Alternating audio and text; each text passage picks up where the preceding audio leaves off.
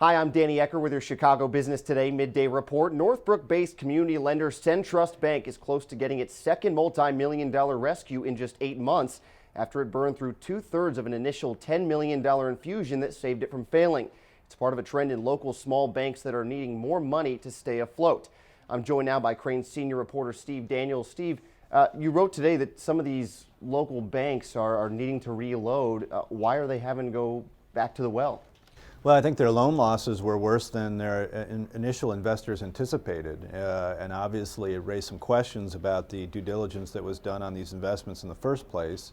So now we're seeing these banks having to go to other investors to rescue out the first group of investors. What should other community banks take from this trend? Should they be encouraged by it, and what should they expect? Should they expect some more rescue money down the road?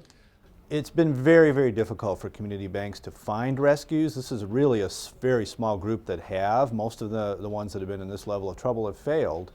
I think, banks should be modestly encouraged that there are investors willing to take a second chance on some of these banks.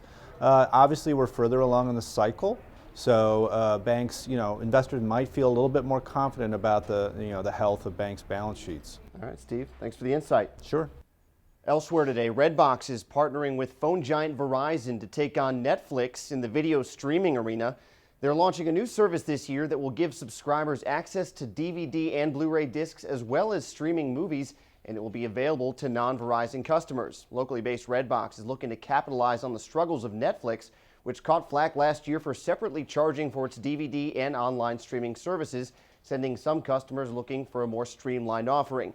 Redbox now claims to be the biggest DVD rental service in the country, with more than 28,000 kiosks in drugstores and supermarkets. And mergers and acquisitions rode the Euro debt roller coaster throughout 2011, but final numbers show that deal-making maintained its growth from the recession. There were more than 630 M&A transactions in Illinois for the year at a total value of just under $60 billion. This according to a report from researcher FactSet MergerStat.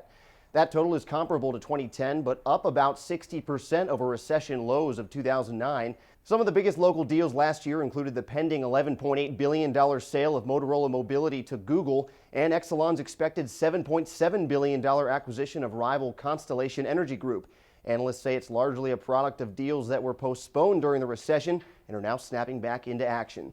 And that's what's happening in Chicago business today. Stick with chicagobusiness.com for more breaking business headlines. Thanks for watching. We'll see you tomorrow.